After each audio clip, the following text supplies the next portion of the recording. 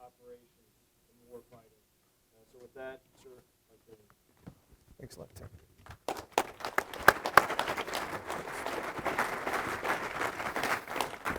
Well, good afternoon. Everybody can hear me in the back, I hope? Okay, great. It's an honor to be back here. I've come here a few times throughout my career.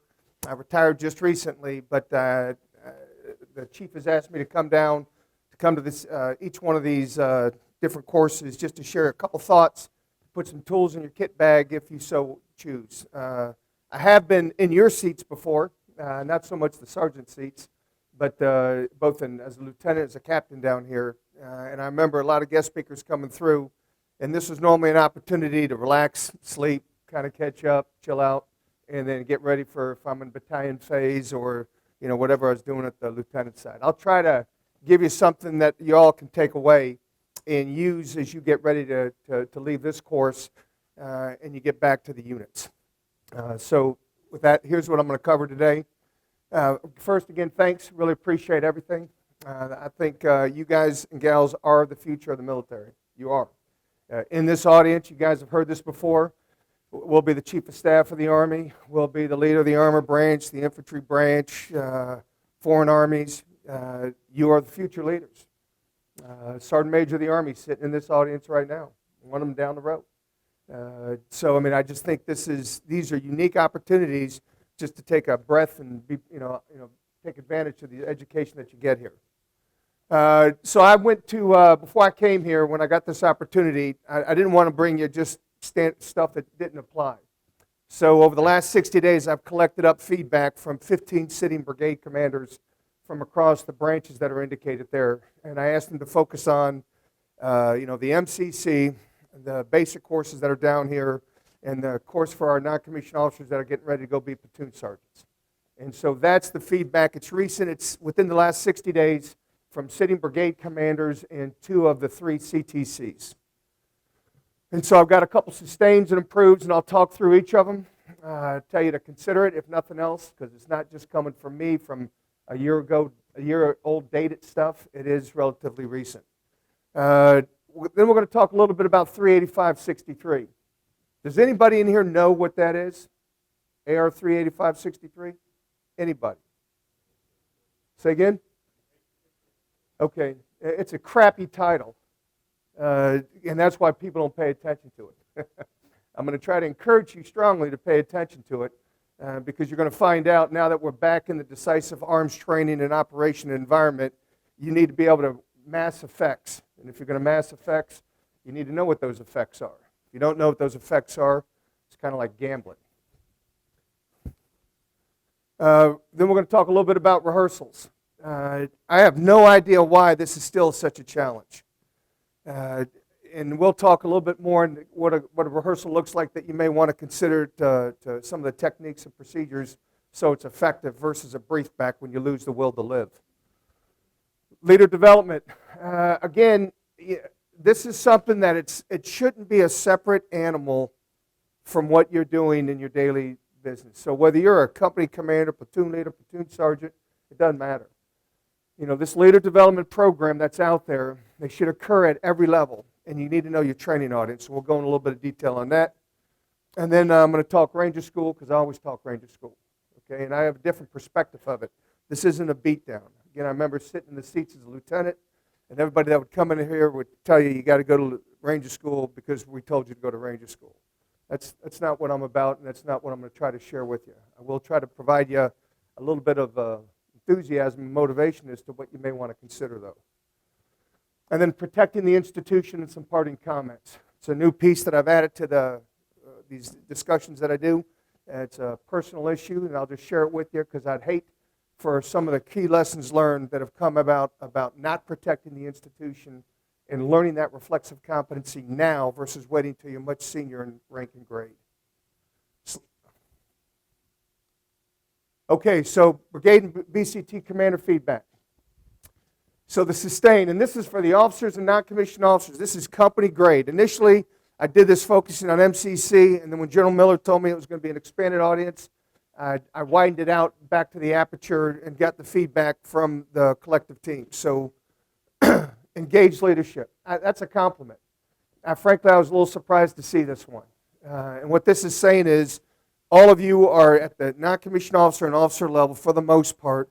The brigade commanders and command sergeant majors are enthused with the level of involvement that the leaders are having with their folks.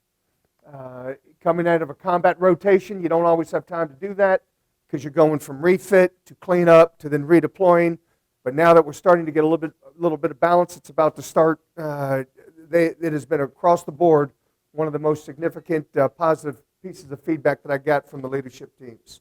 The agility of the young officers and non-commissioned officers, that should be no surprise.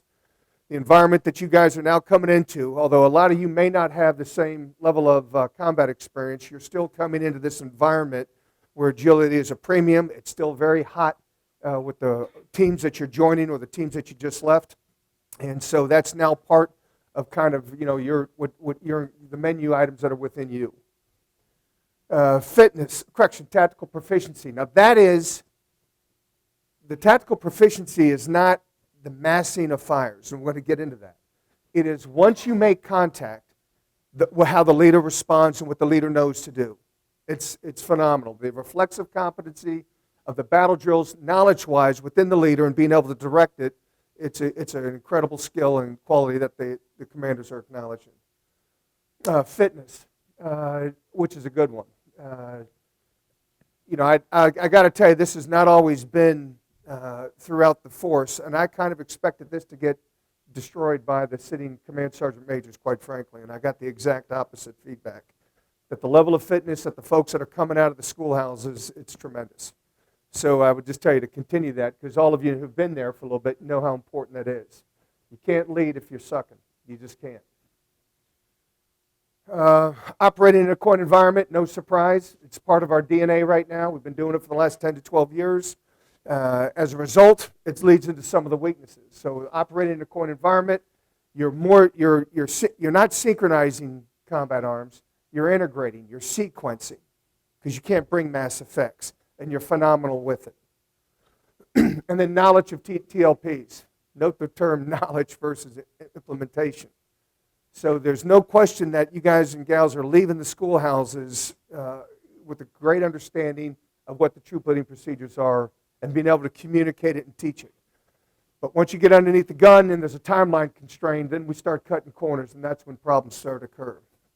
Improve. This is for really the company commanders and the first sergeants. Improving the scope of command. To a person, all 15 brigade commanders and command sergeant majors are concerned with the inability of the command teams to truly do training management. So when I was here, when I grew up here, we had this thing called 25100, FM 25100. It was a book that Ray Charles could lead a company with in terms of putting together training management. It was that easy. It was that clear. I don't know if we have an FM like that anymore, but we need to. What it does is what's happening out there right now is the company command teams and first sergeant teams, because of the reset cycle, is now coming to an end. And now you're competing for land and terrain and understanding the bureaucracy of being able to get range, ammunition, chow, the whole 9 yards, being able to sequence that it actually emanates from the first sergeant and command team. That's not a reflexive competency going on in the field right now. And as a result, it's hindering the valuable training hours you get. So just consider what's happening. Instead of everybody deployed and you're the only one back there training your unit, you're now competing with everybody. We're collectively clumsy on training management, and so the execution of training, we're not optimizing the critical hours that we have on the ranges of the training areas. Logistics. Again, this is really, I think, a mentality problem from living in FOBs, and you go to the FOB and you took over a base that had 60 days of supply. That doesn't exist back here in Garrison, right? Because we can't afford it. So you really have got to think through the whole supply system, and it starts at the company level. It is not going to work at the battalion level if the inputs aren't occurring at the company level, which means you've got to have systems and processes and procedures in place. And again, keep in mind, this is coming from these brigade commanders. And the other thing that I was surprised with, they all told me that they really are using this to help determine and evaluate the potential of the company command teams and where they're going to be able to go to master these 4 things. Because if you can't get this done, actually the execution of training, there's no chance that it's got an opportunity to be effective. Property accountability. Company commanders all look right at y'all. This is kicking your bottoms. It really is. And so first sergeants and company commanders, platoon leaders, platoon sergeants, it starts and stops at your level. It's not going to the battalion level. Nobody at battalion is going to get tortured for losing accountability of the company equipment. You really got to, if you don't have a system in place, I'd take this note down, get with your property book officer when you get to your post, before you take command and get a class on how to do this and what the systems are that you need to have in place. It will bring you to your knees when you start losing accountability. And then the maintenance, not so much for the armor. The 2 armor brigades that I got feedback from, huge plus. This is directed at the infantry guys. We're just getting killed on, particularly the light community, on maintaining the vehicles, the equipment, and the systems. Not the crew-served weapons, which we're great at, and your personal weapons, but the vehicles and the bigger systems. We're just not doing a very good job with it. And then everybody's having a problem operating in the hierarchical command environment, a garrison environment, right? So you're in combat, you are out in the field, you've got a lot of decentralization, a lot of it, and it's awesome because you get to be the person that determines what you are and are not going to be doing. And then you come back to the garrison environment, and it's very hierarchical. There's a bureaucracy, and there's challenges, and I would tell you, get over it. You can't influence it, you can't change it. What you can do is learn it. And if you do training management, if you do those other things that are underneath, increase the scope of command, you're going to find out you're not going to get bit as much by the hierarchical bureaucracy that exists back in garrison. Now, there is a method to the madness of the hierarchy in garrison. It's called Overwatch. It's called coaching, teaching, mentoring, training to make you more effective so when you get to the next level, you can hit the ground running versus that constant regrowth because no one took the time to educate you or get into you. All right, this is again, and now that's why I got a separate slide on it, but the 385-63, the weapons effects, and I'll hold off on that till I get to that slide. And then counseling, coaching, and your training audiences. The feedback that I got for the most part, except for the logistics brigade, was company leadership not focusing, and platoon leadership not focusing on their training audiences. So simply stated, if you're a company commander and first sergeant, your training audience are your squad leaders and your section leaders based upon the organization.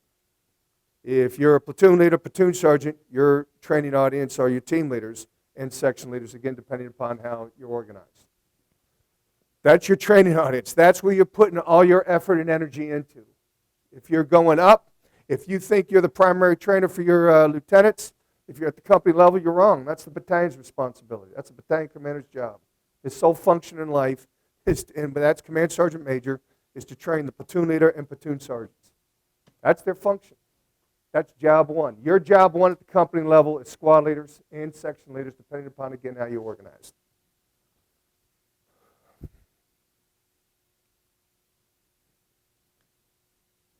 Okay, the CTCs. This one, some similarities and some differences. So operating in a coin environment, knowledge of TLPs and leader involvement. Once contact is made, being able to be lethal. And so those are 4 common traits that did occur. But note, it says to be lethal only with the weapons really that are assigned to you, not with the combined arms fight. So again, think if you're an infantry lieutenant, platoon sergeant, your unit, you're dismounted moving, you take contact, your ability to react to contact, and then do either a squad or platoon combat battle drill to execute it cleanly, clearly, decisively. It's awesome. Okay, but not with the combined arms team. And then fitness, again, at the CTCs, they're not running into any fatigue problems, which, again, is a real tribute, I think, to you and the schoolhouses for how they're organized to set up to make sure that you leave here in good shape. Improve. And now look, I was really surprised with this. The lack of proficiency on warrior skills. And it's the fieldcraft piece. It's now that we've gone from a coin environment, and you're not going to be living in these giant fobs, but truly living in the field, in a decisive environment where, that it's at the high end of contact, and all the disciplines that are associated with it that we got away from, they're back. And we just haven't, we haven't moved there yet as a collective team. Again, the use of nods. I'm never surprised when I see this from the CTCs.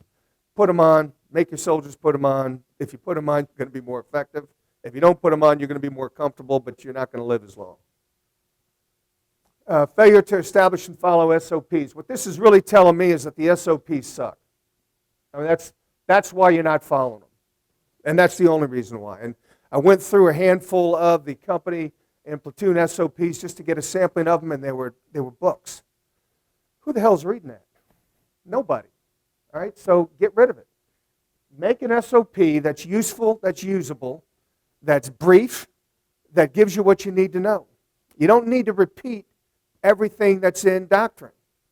Make it your SOP that tells you how you want your unit to operate and act. But it doesn't have to be a Bible. I'm telling you, if it's this thick book, no one's going to read it. It's going to look good. You're going to feel good. And it's going to be a paperweight. The conduct of PCIs and PCCs. I just think this is discipline. There's no science to this. It's just doing it. It's leaders doing it and then leaders checking it. If you don't check it and it's critical, you can rest your bottom dollar. You've just created the opportunity that it's not going to be there when you're trying to employ the Bangalore and you don't have the fuse. Now look, this next one, this is, everybody's got their own pet peeves, but this is part of an education piece, and it's the poor mission analysis. So what I saw with company commanders and platoon leaders and platoon sergeants and first sergeants getting these orders in the field, just recently at JRTC. And the kids would go, they'd grab that order, they'd turn it quickly, and they'd produce a beautiful 5-paragraph operations order that was absolutely useless. It was beautiful, though. I'll tell you what, you get an A in class. You get a 0, and they got zeros for implementation because they didn't do what was important. If you needed to spend your time, don't spend it on the COA. I know, can you believe I'm saying that? Spend it on doing the analysis of the problem and what the enemy's going to do to you, and then being able to depict that on the ground. And if you can do that, you've just got the answer to the test. If you skip that, if you bypass that, you're gambling. You're running a risk that you don't need to do. So I would tell you, take your time in 2 areas, on the mission analysis up front and rehearsals. And go ahead and take the punch for not doing a perfect 5-paragraph op order. It's okay. There's no coach out there at the CTCs that are going to go, man, you really screwed up 4 Alpha. No. Okay? Take your time on the analysis, framing the problem, and being able to depict where the enemy's located and how he's going to behave. All right, control measures aligned, fire and maneuver. Okay, 385-63, these are all going to come together then. But if you are doing graphics, when you're doing graphics, and if your graphics simply are helping you control movement and time, you are sub-optimizing what those graphics are actually intended to do for you. What graphics are actually intended to do for you is to help you synchronize fire and maneuver. Okay, that's the real intended outcome of using graphics. You may be pretty, you may be the best artist in your small group, you may be wonderful at the brigade and battalion headquarters that most of you will go into. Whether you're a sergeant or an officer, you're all going to go do some tough work up on those 2 staffs. And you're going to be in the 3 shops or the 4 shops doing this kind of planning. And your graphics can be beautiful, but if they are simply focused on controlling movement and time, we're missing the point. And again, we'll go into more details shortly. Rehearsals. Boy, it's a huge thing that I've focused on really for my last 15 years in the military. When I go to these fires rehearsals or a logistics rehearsal or a maneuver rehearsal, I pull my hair out because they'd actually only do fires or logistics or maneuver. And when would you only ever do any one of those? Okay, that answer is never. Okay? Never. You can have a fires rehearsal so you can work the technical side of what the artillery guy's got to do. but it still has to be aligned with maneuver. It still has to be aligned with logistics. It still has to go through the branch plans. It's everybody playing together. You can't grow if you, a maneuver guy and gal, in the infantry and armored communities are not participating in the fires and logistics rehearsals. So when the combined arms rehearsal comes together, everybody knows what everybody's doing. Plus your personal growth is tremendous. You're going to learn more about these other branches that you're not going to get just because you've been around the military. You learn it by participating in these rehearsals. And if it doesn't happen at the company level, you've just missed 3 to 4 years of development. When you first start doing it at the major and battalion level, it's a mistake. Location of leaders. So, look, I'm a lot older than anybody in here, maybe, I think. Well, one other guy I know is older. When I was coming up in those seats, the leader had to be at the front at the critical point. That was true when we didn't have any technology. I mean, our nods were these giant things that you'd put on your helmet, and you couldn't wear it 24/7 because you'd break your neck. But with our technology today, our reach today, I'm going to ask the company commanders and company first sergeants, you guys and gals take a hard peek of where you're physically locating yourselves. You don't need to be, and I would tell you, you shouldn't be, at the pointy end of the spear. You should not be. You've got too much span of control now. What we're asking companies to do in the combat environment are what we would ask battalions to do 10, 12 years ago. And we didn't ask the battalion commander and command sergeant major be right behind that lead squad. I mean, I get it. There's times where you'll need to do that. But those times are few and far between. What we need you to do is be in a position where you can synchronize the combined arms fight that you've been given, the technology that you've been given. That's where you need to be positioned. And I got it, it's not John Wayne on TV. I get it. But this isn't John Wayne on TV. This is you maneuvering with what battalion tool bag was 10 years ago.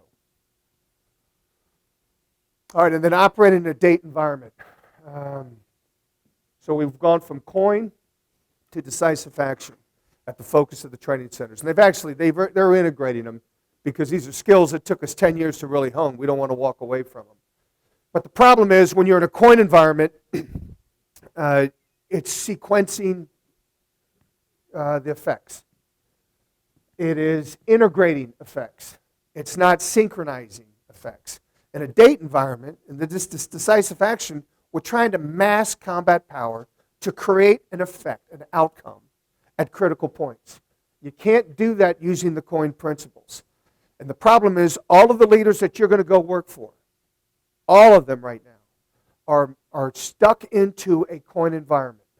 They're brilliant at it. And so what I'm hoping that you guys are getting right now, exposed to in the battalion course, and I know that you are, I think you guys, some of you are in battalion training, is how do you mass, how do you synchronize mass? It comes back to graphics, it comes back to fire control, but it also comes back to understanding the systems that you have and the capabilities and how the logistics ties into that, etc. We didn't have this problem in the coin environment. No one ran out of anything in the coin environment in the U.S. military. No one. All right, so the keys to success, at least, now these are mine. I didn't ask them for this.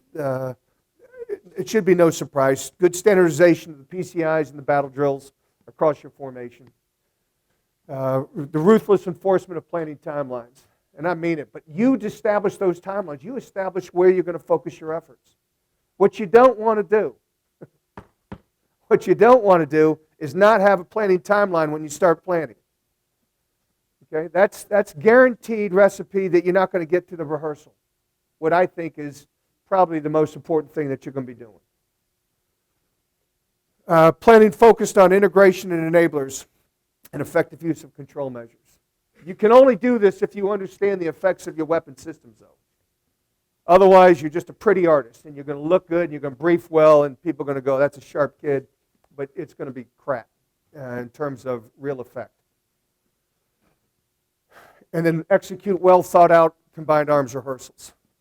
Okay, I'm a huge proponent of spending. I don't even care if you write an order. I know right now you better write an order because you'll fail. But when you're out there, it's important to share information, but we've got so much technology today. There's so many other techniques out there to get this done, but nothing replaces a true rehearsal, a true demonstrated rehearsal. All right, so 385.63. Sorry about that. So this is the only joint pub that we have with the Marine Corps. It's Army Marine Corps Regulation 385.63. The title of it belies what it really is. What this book really does is it tells you what the effects are of the weapon systems that you got. So I was talking to a buddy last night, and he asked me, what is 385.63? And my buddy is in a different field. And so I said it would be like you practicing your specialty without being certified in those skills. I mean, you don't want a doctor doing surgery on you who's, doing heart surgery who's not a heart doctor, right? You don't want that. All of you guys and gals are military warriors, period. Got it. I'm on board with that. Few of you probably know this manual, and less than few of you have actually used the manual. So what this does simply, it tells you what the SDZs of your direct fire weapon systems. That is the ricochet of no matter what kind of weapon system that it is, what it is for that weapon system. What is the minimum safe distance and the risk estimate distance, the MSD and the RED, for indirect weapon systems. It'll take a Hellfire and it'll tell you, because it has two. It has a ricochet and it also has an MSD and an RED. And so you need to know that. Why do you need to know that? Because all you maneuver people are going to be maneuvering inside of those capacitation areas. And if you don't know it, it's not risk, it's gambling. It's negligent. Now I'll share with you. I was a negligent officer until I was a major. I didn't know what this was. I had no clue. And then I met this guy named Frank Kearney. Some of you may know him. I know the older people do. He was a Ranger battalion commander. He lost 3 guys in training. And he couldn't understand why, because he was following all these regulations that he was given. Until he actually peeled back 385.63, found what the MSD was, the REDs were, what the SDZs were for all the direct weapon systems, then built his graphics over top of that, and it was amazing what he saw versus what he did. What he did is he was gambling because he was ignorant to this book. He was ignorant no more. He's been the father of teaching this for the last 20 years to a bunch of folks like me. So when I was a major is when I was exposed to this, and I've never walked away from it since. And massed effects has massed effects. Big impacts, large shrapnel, dismounted maneuver operating well with inside 0.10% incapacitation. I think that every soldier should be reflexively competent on it. Every private, E1, E2, E3. And so now you guys are looking at me going, that guy's smoking crack. There's no way that these young kids are going to know it. Yeah, that's bull. They will know it if the non-commissioned officers embrace it. Because officers hate to tell you, you can't make this happen. Not on your own. If the non-commissioned officers embrace this and you make this part of the board, you make this part of your soldier training, you make this part of your downtime training, open book, smart cards, constantly keeping it. So when that kid who's out there on the front, that 19, 18-year-old hero who's making contact with the enemy, or he's got the FO who's 19, because my son is an FO in 1st Brigade of the 82nd, and I love him, but god dang, he doesn't know this. And he's calling in artillery, and I'm like, son, so what's the risk estimate distance of the 105? Well, Dad, I don't know. How far does it shoot? Shut up, man, you're killing me. We really need to know this at every level. It's awesome that you guys know it. But it's got to be known. If the soldiers are releasing ordnance, they need to know the effects of that weapon. What happens when you miss? Which we know by fact. I don't give a crap how much you train. You're going to be missing. We're not a point system. We're not, 300, 400, 500 snipers. We are a blunt instrument and a very good one.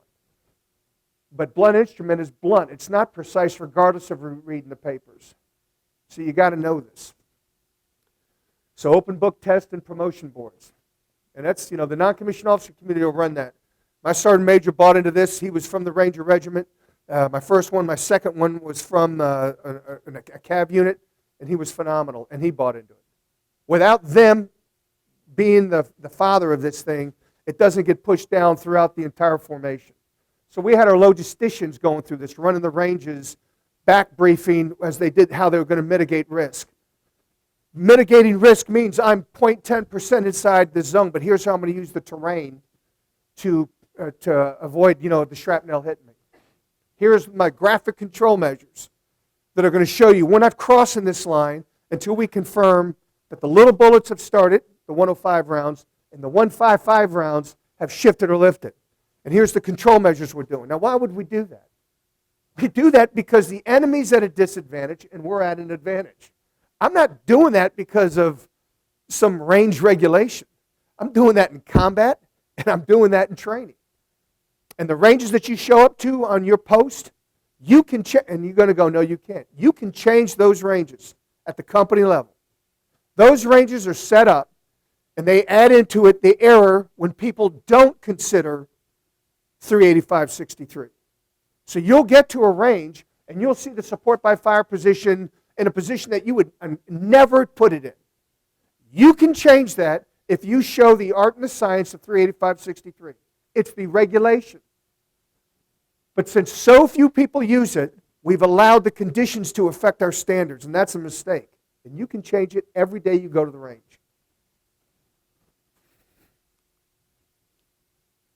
Okay, rehearsals. I mentioned, lose the will to live. I've been to rehearsals where I've just given up on living.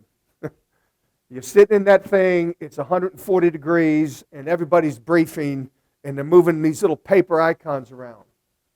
And I don't care what manual, what doctrine says that's a rehearsal. A brief back isn't a rehearsal. I get it, and it is on your test.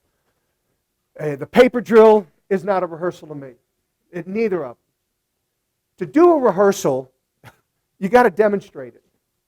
So when someone's talking, that means people are moving. There's action occurring. So I, the commander, at the company, platoon, battalion, brigade level, can look and observe to see what we're rehearsing, what actions we're doing. But when they start reading with the enemy situation and no one's moving on the board, I'm telling you, I'm done living. This is waste of everyone's time. Let's just, let's go get a beer, because you're getting nothing done on a briefing and a talk through in this wonderful terrain board. So everybody needs to be on the board, okay? The guy briefing, when he briefs the enemy situation, the enemy is moving on the board so everybody can visualize it. When we start doing the squad and platoon demonstration, when that leader is walking through what his people are doing it. When you're walking through the decision points, who makes what? The guy at battalion, the guy at brigade, the person at the company talk, the platoon leader on the ground, the squad leader on the ground, they're all there. Now, you may have somebody role-playing the brigade and battalion, but they're all there so that everybody in the team can visualize how this is occurring. And then you need to organize it. What are you going to rehearse? I would tell you everything, because if I'm coaching you, I'm not going to let you spend a lot of time on your pretty order. It's a given that your order's pretty. It's a given that you're fit. What I'm going to spend a lot of time with you on and peeling back is, do you understand the mission you've been given? What is the enemy doing? What are the options he's going to do? How are you going to prepare for that? How are you going to organize for that? And now let's see what it looks like. Let's see if your people, if you understand it, if your people understand it, and you can demonstrate it. And there's another, what I call a myth, and I'm a little bit against doctrine on this one, is, they say you don't want to make a lot of changes in rehearsals. Yeah, you do. If it sucks, you want to change it. Don't hesitate. And don't worry about if somebody says, well, that, you should have done a better job in planning. Yeah, thanks a lot. I got it done here. Because you're going to do a rehearsal. You're either going to do a rehearsal in planning, you're going to do a rehearsal when you're at the LD, or you're going to do it when you're on the objective. You're going to do it. The question is when. I prefer planning every time. So work through all the issues, work through the eaches. If you've got things you got to change, if you got wholesale things you got to change, that's okay because you didn't write the rehearsal off. It's not something that we weren't able to get to. I got to tell you, a common theme I heard at JRTC and NTC, and after everything we've been through as a nation, was I just didn't have time to get to the rehearsal. It just doesn't compute to me. I would have expected, yeah, my order sucked like a vacuum. Okay, fine. But how was the rehearsal? How did we go? Does everybody know what they're doing? We're in good shape now? Great.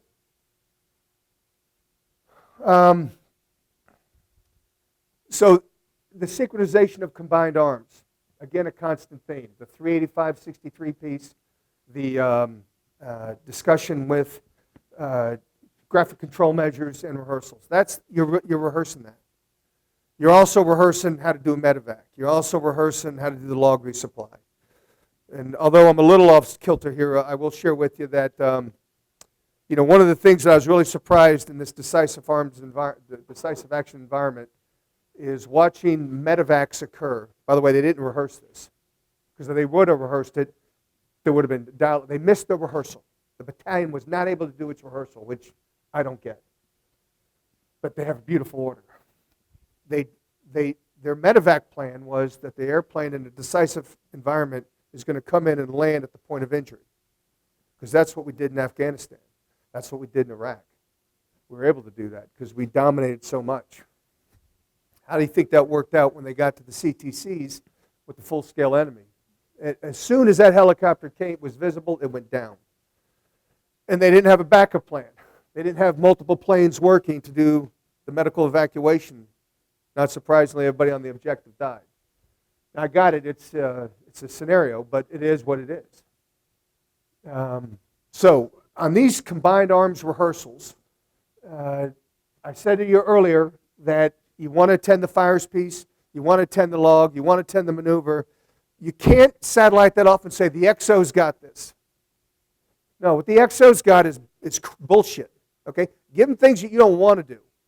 Don't give them things you must do. You must be the rehearsal guy. You, the first sergeant, platoon leaders, platoon sergeants. You must be it. You cannot write that off or task that out for someone else to do. If you don't do these things, I'm confident of this, that your mission's not going to go that well. You may get it done. You probably will get it done because of who you are and how you've been raised and the training that you've had. But you're going to get it done with a lot higher level of risk incurred that was absolutely unnecessary. That risk often does result into injuries or death. I'm not going to say it always does. What I am going to tell you, what always happens, is if you don't do rehearsals, if they're not demonstrated, if it doesn't integrate the combined arms, you've significantly increased the risk to your formation, unnecessarily. And again, in my words, negligently. All right, leader development. So leader development and leader development programs, to me, they're one and the same. And I never had an officer leader development program and a non-commissioned officer leader development program. That's not saying that my sergeant majors didn't pull in the non-commissioned officers and do focused training and focused education that applied to only them. But the leader programs that we've had and that I've grown up under were holistic. And they're holistic for a reason. What we don't want in leader development programs is, hey, I want you to go read Rommel. I want you to read Clausewitz. I want you to give me the update on world events. No, that's not leader development. That's bullshit. What we want you to do is focus on the mental tasks that your formation's been assigned to do. What we want you to do is focus on understanding the weapons effects and being able to demonstrate the weapons effects. What we want you to do is be an expert in the battle drills that you have to be able to do to be lethal on the battlefield. If you can do those three things, you've just decreased risk to yourself and increased lethality on the enemy. You got to know your training audience. Now this is a bigger problem outside of you guys. It's easier for this group in here to focus on the right training audience. For the battalion and brigades to do it, they've got to invest the sweat equity that's necessary. And truthfully, this is where the breakdown occurs, not at your level. The battalion doesn't. The commander and command sergeant major, for whatever reason, don't focus on platoon leaders and platoon sergeants. That puts the onus on the company commanders and company first sergeants to now have 2 training audiences.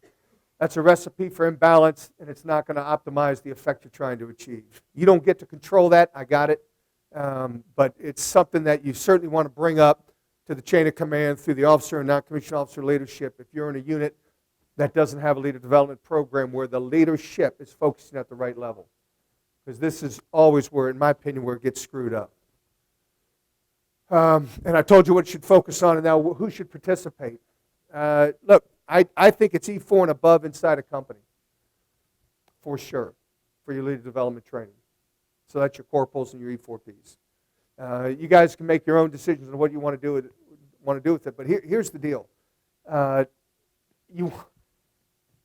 I didn't hit this on the training management, but I should have. I had it up there in one of the bullets. So the problem with training management is idealistic versus reality. Idealistic, 100% of my formations here. Reality, 75% of my formations here. Okay? It's the same. So the purpose of the leader development program is to help mitigate the ideal situation versus reality. If you've got all of your leaders on the same sheet of music, what the expectations are, what right looks like, in your eyes, in your first sergeant's eyes, in your platoon leader and platoon sergeant eyes, you have just moved the bar significantly higher and forward. You put yourself in a much better position to A, have a unit that can operate in your absence, B, operate when you're at the realistic assigned personnel versus what's on paper. And you're going to be able to do it in all kinds of environments. Okay, all right, so Ranger School. Now this isn't just focused at the lieutenants, it's everybody in here. And now it's men and women in here. It used to obviously not be that. So one piece on the men and women thing, just to help you out. Get over it if you have a problem with it. I would tell you it's a long time in coming. I do have problems with the implementation, though. Not here, but just if we want this to be successful, I'd like to understand the strategy that we start the training in the core qualities and core building from their junior year in ROTC at West Point or through the basic training that the non-commissioned officer community starts off at with and where it's inculcated in so we get the effect that we're doing. All right, so that's my piece on that in case you were wondering. So having a Ranger tab. I remember sitting in the audience and some two-star gentleman was up here talking to us when I was at Rangers, when I was in ILBC, and the last thing I wanted to do was go to Ranger School at that time. I was a varsity athlete. I'm coming out. I did not enjoy ILBC. I'm going, this sucks, man. I'm not digging this. But he said something that really was pretty powerful to me that I heard later on when I was a brigade commander, and so it's real similar. He said, look, going to Ranger School doesn't make you better than the guy or gal on your left or right. It just doesn't. So if you look to your right and left and someone's got a tab on and you don't, that doesn't make you less or him better or her better. It just doesn't. Okay? What it does is it makes you better. That's what it does do. It makes you better. And so why is that important? Look, whether you take this as a profession or a job, I don't know. For me, it's a profession. And that means you're constantly trying to improve yourself all the time. But here's what I will share with you. When I was a brigade commander, I had a lieutenant with a broken heart because he lost a couple kids in a fight. And he was writing a letter home to their parents. And in that letter, he wrote, I did everything I could to keep your kid alive. And then he reflected on it, and he said he didn't, because he walked away from the opportunity to go to Ranger School to improve his own skills, to understand himself, to learn those necessary qualities that he feels, and this is his decision, his assessment, that he feels that would have helped him make more informed decisions or have better instincts. Whether that's true or not, I don't know. My sensing is maybe, maybe not. His perception is that he didn't do everything he could to bring those soldiers back. Because remember what we do, right? And this is hard for the civilian world to get. We order people into harm's way, knowing they may lose their lives. That's what we do. That's why we're different. We're not politicians. We're none of that stuff. We're not supposed to be out there beating our chest and bringing fanfare to ourselves. We order people to do things that they probably don't want to do, that they may lose their lives. And so it's incumbent upon us as leaders, not commissioned officers and officers, to do everything we can do to reduce the risk and mitigate the effects on those soldiers that are obeying those orders. I personally believe that Ranger School is an additive to that equation. You may not, but I do. So that's my 2 bits on Ranger School. All right, and so, and that's for everybody. That's not directed at the lieutenants. It's every sergeant sitting in there. It's every captain. It's every officer, non-commissioned officer out there in the force who's going to be going into harm's way, who's going to be given orders to release ordnance and fight in a close-in fight.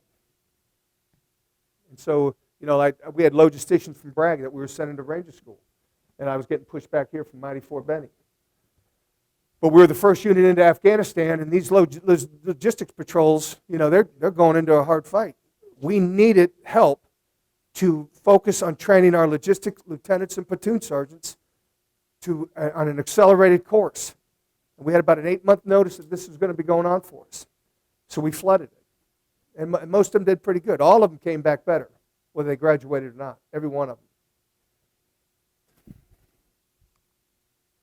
Okay, so this is a little bit harder for me. The first part, that's what I've been doing for the last 29 years. So this next thing I'm going to talk about is protecting the institution, and then I've got some final comments. So protecting the institution, what does that mean? I'd heard that term probably for the first time when I was more senior in rank, and I ignored it. I thought that I was always protecting the institution by working my ass off, by being the first guy into work, by outworking the problem, by never attacking the person, by building teams, by earning the nickname coach because I invested in the people that worked for me, men and women. And I thought, I have done my duty. I am protecting the institution because I'm helping everybody come back when we go to conflicts. And 8 conflicts or 8 operational deployments, a pretty good track record at achieving that. And I failed to protect the institution, which hurt the Army. So I sent an email a couple of years ago, vulgar email to a peer, trying to use humor, trying to connect in with him. The rest of the context doesn't mean anything because there's no excuses. And this email ends up in the papers about 3 years later. And so everybody's coming to me and they're going, man, you shouldn't have sent that email. And I'm going, that's not the lesson to be learned. That was the big thing. We got to get off email. That was the lesson that I was getting from peers and seniors and guys and gals that really admired me and liked me. And I know that they did. And no, that's not the lesson. And I should have started this as a lieutenant, not as a senior colonel or 1-star general. I should have thought about the institution from day one. So look, I've got a wicked sense of humor. It's one of the things that I'm known for. And 99% of the time, that's good humor. 1% it's not. That 1% of the time has got to be eliminated. It does. I can still have humor. I can still engage. I think it's the elixir of life to be able to laugh. But when you lose sight of protecting the institution, so in my case, the Army, for our foreign teammates here, it's your armies, it's your militaries. When you do something that allows the institution to get hit, it hurts. I can tell you that. It hurts beyond anything I could imagine. And there was 2 things that hurt. I've been doing this for 50 years. I was a dependent and then the guy in uniform. But I didn't protect the institution. I sent this dumb email trying to be funny. Ha, ha, ha. And my Army took a beating. That stings. The other thing that stings is because this vulgar joke was about women, I'm now associated with scum, which I'm not. I put a female as my Brigade 3 in combat. Why? Because she was the best athlete. She was the best person out there, and I needed the best person because we're in a tough position. But I've now fed into the pigs that actually believe in stronger and weaker sex and that kind of crap, because that's what it is. And so those 2 things are going to burn in me my entire life because that's not who I am. All right? This isn't about that I didn't stay in the Army, that I didn't take the division, none of that. That's not the lesson learned. The lesson learned is I should have started considering the institution when I was a youngin'. So it was a reflexive competency. So for example, I like to drink. When I don't get into a car, though, when I'm drinking. Why? Because I have a reflexive competency not to put others at risk. I did not have a reflexive competency not to protect my institution that I so dearly love. So I don't know what the learning, how you learn it. I would suggest strongly you listen to what I'm telling you on this one, that protect the institution now. You can be pissed off at the Army, but what you're really pissed off at is not the Army. It's a leader in the Army. It's a boss or yourself or a subordinate. But for me, the Army's given me everything. Gave me a great place to grow up, gave me a privilege and an opportunities that I could have never achieved in any other civilian capacity. And now I can't get to continue to do it because I didn't protect the institution. I hurt the institution. And that's going to sting for the rest of my life. Don't replicate that. Easy fixes, easy changes. When you're acting and behaving, are your parents proud? Didn't consider that. If I'd sent that email to my mom would have smacked me in the head going, you're a knucklehead. I should have known I was being humorous, but she'd have told me to knock it off.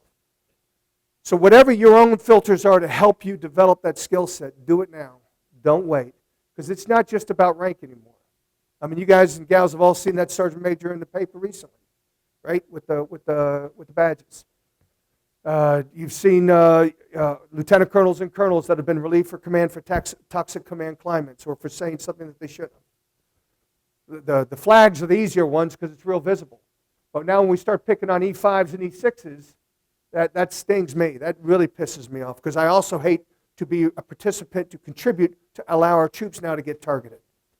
Because I know in my role in this of not protecting the institution, I made that door a little bit wider for people to attack our people. So protect the institution.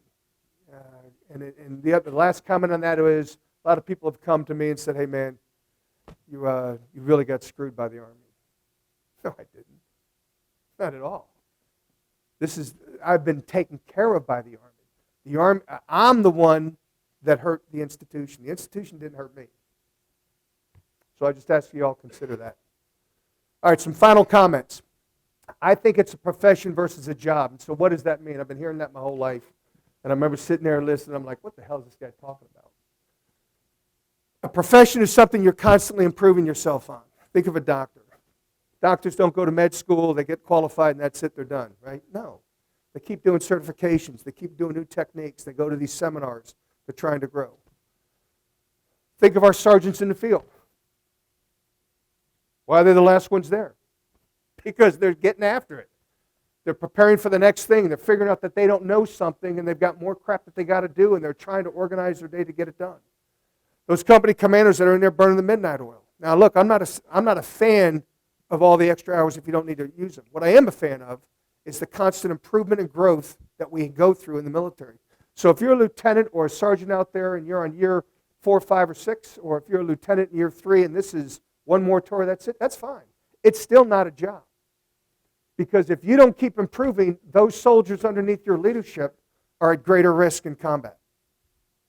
So as long as you've picked this field, as long as you said, I'm going to take a paycheck for this, it is a profession. Whether you want to accept it, embrace it, be dragged into it, doesn't matter. And if you stop growing, if you stop improving, the effects are going to be felt on those moms and dads that are trusting you that you're going to do right.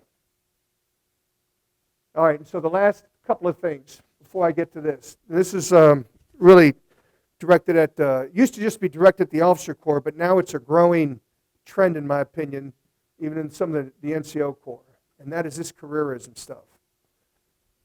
I've heard more talk about timelines and what you need to be doing next and all that. So here's an example. I've been told 3 times in my career that that assignment's going to kill you. Right. It's all bullshit. Go where you're told, do the absolute best that you can, focus on that job as if it's your last job, and I'm promising you things are going to come out all right. Where it gets complicated is when folks start looking on how do I posture for X, Y, or Z. I'm telling you, you don't need to do that. You do not need to do that. Whatever job you're assigned. Now, I know that because of the influx of captains at the brigade, some of you guys are going to take a diversion. Some of you sergeants are going to go to combatant commands now that you wouldn't have gone to in the past. I got it. So just get after it when you're there. That 2 years is the most important thing you're doing. You approach that job as if it's your last job, and you leave it on the table, you're going to be fine. Where it gets going to get complicated is when you start massaging it and, trying to work it. That's where it's going to get complicated. All right, so what are the three things, company commanders, first sergeants, all you future first sergeants out there? This is really for them, not for the platoon leaders, but down the road it will be, and platoon sergeants. So company commander and first sergeants, what are the three things you're going to leave behind in your company? You need to figure that out soon, before you go into the company, or within the first week or so. I would tell you this is a good starting point. You have a leader development program that's focused on the right people, that works your mental task, that really develops the skills and the qualities and capabilities that you need. You have a rehearsal competency within the formation. Everybody knows what rehearsal framework you're going to use, what the roles are, what you're going to, at a minimum, rehearse and demonstrate, and what the end effect of the rehearsal is, everybody being on the same sheet of music. And then the science of the fight, the weapons effects, 385-63.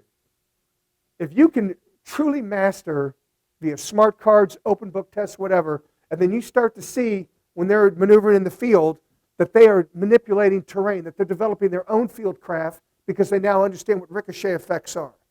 When they're confirming that lead young E4, E3, who's got on his map the phase line, and he knows, hey, the 155s haven't shifted. He knows it, and he's calling back to you. You've arrived. So figure out the three things that you're going to leave the next team that comes in and replaces you, and get it codified for the group. And with that, thank you very much. I really appreciate this. It's a neat opportunity.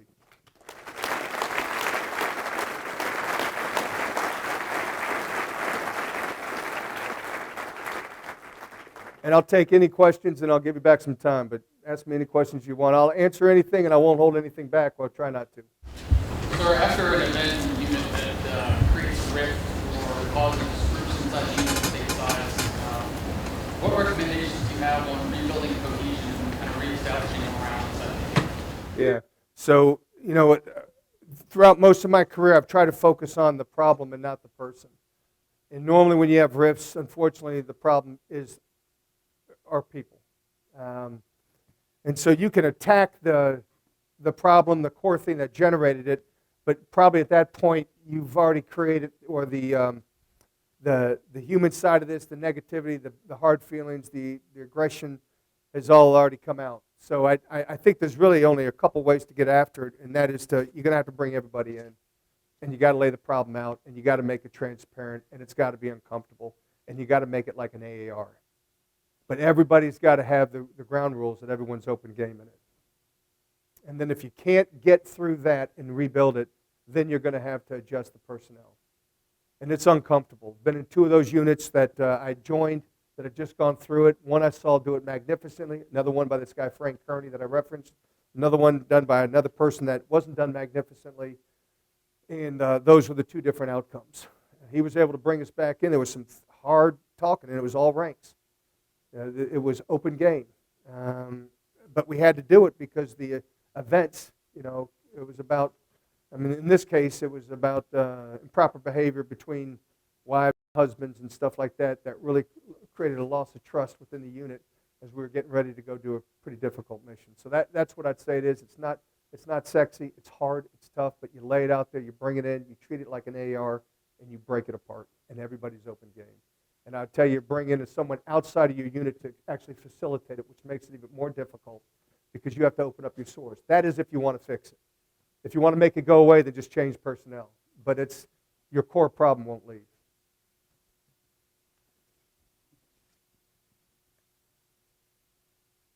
Okay. Well, thanks a lot. I really did appreciate this. Thanks.